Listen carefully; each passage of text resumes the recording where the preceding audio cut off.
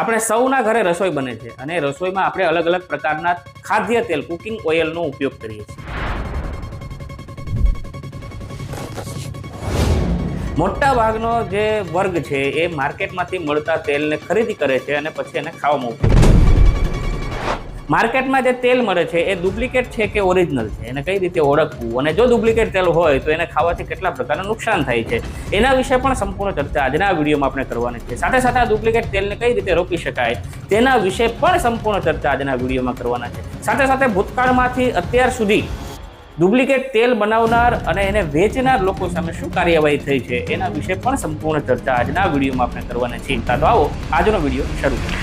હવે ઉનામાં ડુપ્લિકેટ ખાદ્ય તેલની ફેક્ટરી જો તમે તેલ, શાકભાજી કે અન્ય કરિયાણું લેવા જઈ રહ્યા છો તો ધ્યાન હળદર નકલી, મરી મસાલા નકલી, વરિયાળી જીરું પણ નકલી, ગોળા અને પનીરના નમૂના પણ નિષ્ફળ. એટલું જ નહીં, હવે તો ખાદ્ય તેલ પણ અખાદ્ય સામે આવી રહ્યા છે.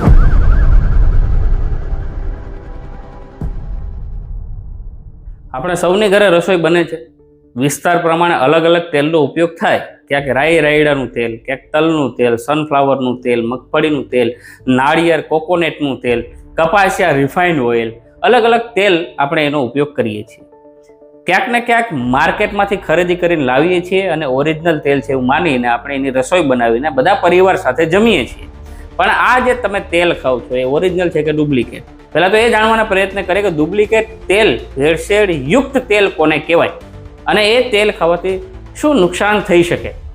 આ સૌથી મોટો સવાલ છે. તો ભેળસેળ યુક્ત કોને કહેવાય? જો જે કોઈ તેલ બનાવતી કંપની હોય કે કોઈ વ્યક્તિ હોય એ એને ઉત્પાદન ખર્ચ ઘટાડવા માટે, મેન્યુફેક્ચરિંગ કોસ્ટ ઘટાડવા માટે અમુક સસ્તું જે હોય ઔદ્યોગિક તેલ હોય, અમુક ખનિજ તત્વો હોય, અમુક રાસાયણિક પદાર્થો હોય એનો ઉપયોગ કરીને એ તેલના ડબ્બામાં ભેળસેળ કરીને તેલ બનાવતા હોય છે. આનાથી શું થાય કે મેન્યુફેક્ચરિંગ ખર્ચ જે છે એ ઘટતો હોય છે અને માર્કેટમાં એ તેલને વધારે નફાએ વેચી શકાય અને ઘણા બધા લોકો આ તેલને ખરીદીને આરોગતા હોય છે. હવે આવા તેલ ખાવાથી આપણને શું નુકસાન થાય એને સમજવાના પ્રયત્ન કરીએ. આ તેલ ખાવાથી આપણા શરીરમાં હૃદયને લગતા રોગ થવાની સંભાવનાઓ ખૂબ વધી જાય છે. કોલેસ્ટ્રોલનું પ્રમાણ વધતું હોય છે અને હૃદયને લગતા જે રોગ છે એ થવાની ખૂબ સંભાવનાઓ વધતી હોય છે. સાથે સાથે કેન્સર સુધીની પણ બીમારી થઈ શકે અને સાથે સાથે છેલ્લે મૃત્યુ સુધી પણ બીમારીઓ આપણને લઈ જઈ શકે છે. ત્યારે આવા તેલથી બચવા માટે આપણે ખૂબ જ પ્રયત્ન કરવા જોઈએ. ક્યાંક ને ક્યાંક આવા તેલ આપણા સુધી આવે છે ક્યાંથી? તો આપણી આજુબાજુ દુકાને પણ જે તેલ મળે છે ઓરિજિનલ છે કે ડુપ્લિકેટ છે એને કઈ રીતે ચકાસણી કરી શકાય સમજવાના પ્રયત્ન આપણે કરીએ. એને ચકાસવું હોય તો એનું પહેલાં તો પાકું બિલ લેવું જોઈએ. ફસાઈનો માર્કો એમાં મારેલો હોય છે. ફૂડ સેફ્ટી એન્ડ સ્ટાન્ડર્ડ જે સિક્યુરિટી ઓથોરિટી ઓફ ઇન્ડિયા હોય છે એને તપાસવું જોઈએ ઓરિજિનલ છે કે ડુપ્લિકેટ છે. સ્ટીકર પણ તપાસવા જોઈએ, એનું સીલ તપાસવું જોઈએ, એનું બિલ તપાસવું જોઈએ. આ બધું તપાસીને પછી ખરીદ કરવી જોઈએ. આ ઉપરાંત સૌથી સરળ રસ્તો કોને કહેવાય? મોટા ભાગના જે ખેડૂતો છે, હવે આ બધી જે ઘટનાઓ આવી છે આપણી સામે કે ભાઈ ઉનામાંથી 400 ડબ્બા પકડાયા, ક્યાંક ને ક્યાંક વલસાડથી ડબ્બાઓ પકડાયા, ક્યાંક ને ક્યાંક જામનગરથી ડબ્બાઓ પકડાયા, ક્યાંક ને ક્યાંક વેરાવળમાંથી ડબ્બાઓ પકડાયા, તેલના ડબ્બા, ઘીના ડબ્બા, માખણના ડબ્બા, માવાના ડબ્બા, આ બધું પકડાય છે અને આપણા સુધી આ સમાચાર આવે એટલે આપણે બધા વ્યથિત થઈ જઈએ છીએ. 5 દિવસ ચર્ચાઓ કરીએ છીએ અને પછી શું કરીએ છીએ કે ભાઈ માર્કેટમાં જે તેલ મળે છે એને ન ખરીદતા આપણે ખેડૂતને ત્યાંથી મગફળી ખરીદીએ છીએ, તલ ખરીદીએ અથવા તો અન્ય કોઈ તેલીબિયા પાકો છે ખરીદીને તેલ કઢાવીએ છીએ. આ સૌથી ઉત્તમ રસ્તો પણ છે અને આ રસ્તો અપનાવવો પણ જોઈએ. ખેડૂતો પોતે પોતાના ખેતરે તેલીબિયાનો પાક લીધો હોય તો તેલ કઢાવીને પછી જે પાક વધે એને વેચતા હોય છે જેથી પોતાના પરિવારના સભ્યો સારું તેલ ખાઈ શકે. આ ઉપરાંત બ્રાન્ડેડ કંપનીઓ જે છે અથવા તો બ્રાન્ડેડ કંપનીઓના જે મેન્યુફેક્ચરરના જે માલિકો છે એ નજરની સામે પણ ઘણી બધી કંપનીઓ છે તેલ કાઢતા હોય છે અને તેલનો ઉપયોગ કરવાથી આપણા શરીરને આપણે બચાવી શકીએ, આપણા પરિવારના સભ્યોની આરોગ્યની પણ આપણે ચિંતા કરી શકીએ છીએ. તો આવા તેલથી બચવા માટે એટલા ઉપાયો કરવા એ ખૂબ જરૂરી પણ છે. ડુપ્લિકેટ તેલ અને ભેળસેળયુક્ત તેલ આપણા સુધી પહોંચે છે એના માટે આપણે પણ ક્યાંક જવાબદાર છીએ. 100, 200 કે 500 રૂપિયા સસ્તું તેલ ખરીદવાના લાલચમાં આપણે આવું ભેળસેળયુક્ત તેલ ખરીદીને આવીએ છીએ અને આપણે અને આપણા પરિવારને રોગના ભોગ બનાવીએ છીએ. જ્યારે સસ્તું તેલ ગોતવા નીકળો ત્યારે આ ભેળસેળયુક્ત તેલ બનાવનાર લોકો સક્રિય થઈ જતા હોય છે અને માર્કેટમાં આવા ભેળસેળયુક્ત તેલના ડબ્બા ઉતારી અને એ માર્કેટમાં ખૂબ મોટા પ્રમાણમાં વેચતા હોય છે. આજથી 2 મહિના પહેલા ઉનામાં સમાચાર મળે છે કે જિલ્લા કલેક્ટર શ્રીની દેખરેખ હેઠળ ઉના તાલુકાના મામલતદાર શ્રીની દેખરેખ હેઠળ એક રેડ પાડવામાં આવે છે. જી હા, હું ફૂડ એન્ડ ડ્રગ્સ વિભાગની વાત નથી કરતો. તેલ, ડુપ્લિકેટ તેલ કે કોઈ પણ ખાદ્ય વસ્તુના સેમ્પલ લેવાની જવાબદારી એ ફૂડ એન્ડ ડ્રગ્સ વિભાગની હોય છે, પરંતુ ફૂડ એન્ડ ડ્રગ્સ વિભાગ આ રેડમાં ક્યાંય દેખાતા નથી. મામલતદાર સાહેબ શ્રી રેડ નાખે છે અને 400 કરતાં પણ વધારે ડુપ્લિકેટ તેલના ડબ્બાઓ ઝડપાય છે. આ સાથે સાથે વલસાડમાં પણ તેલના ડબ્બાઓ ઝડપાય છે. સાથે સાથે ભૂતકાળમાં ઘણા બધા વિસ્તારમાં આવા ડુપ્લિકેટ તેલના ડબ્બાઓ ઝડપાયા છે. આ તેલના ડબ્બાઓ ઝડપાયા પછી એ તેલને સીઝ કરવામાં આવે છે, પરંતુ આજ દિવસ સુધી આ તેલના ડબ્બાઓનો ઉપયોગ કરતા અથવા તો બનાવનાર લોકો સામે કોઈ કાર્યવાહી થઈ હોય એવું મને લાગતું નથી.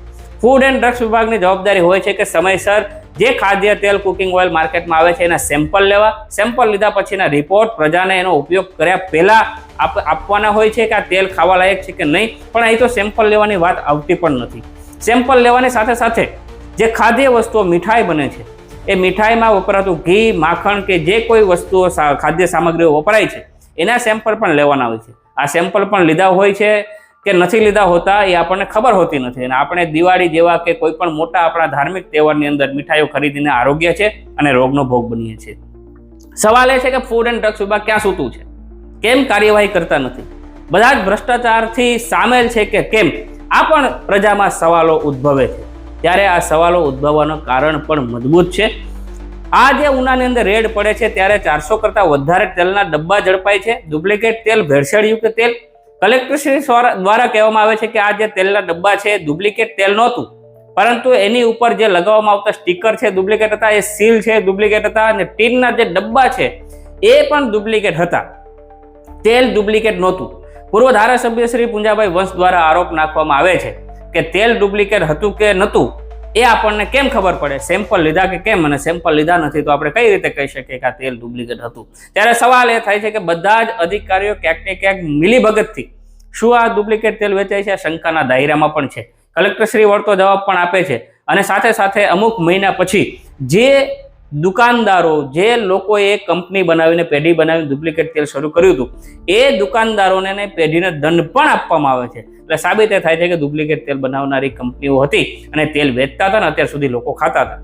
ઉનામાં નહીં પણ સંપૂર્ણ ગુજરાત અને ભારતમાં પણ આવું તેલ વેચાય છે. લોકો એને આરોગ્ય છે અને લોકો રોગના ભોગ પણ બને છે.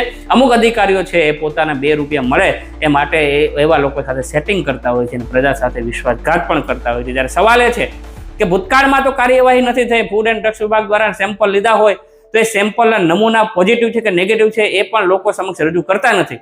તો હવે પછી આ જે ડુપ્લિકેટ તેલ છે પ્રજા સુધી ના પહોંચે એના માટે તંત્ર કેટલું સજ્જ બનશે એ જોવું રહ્યું. તો આ સાથે નવા વિડીયો સાથે ફરીથી મળીશું. ત્યાં સુધી આપ સૌની વચ્ચેથી રજા લઈએ છીએ.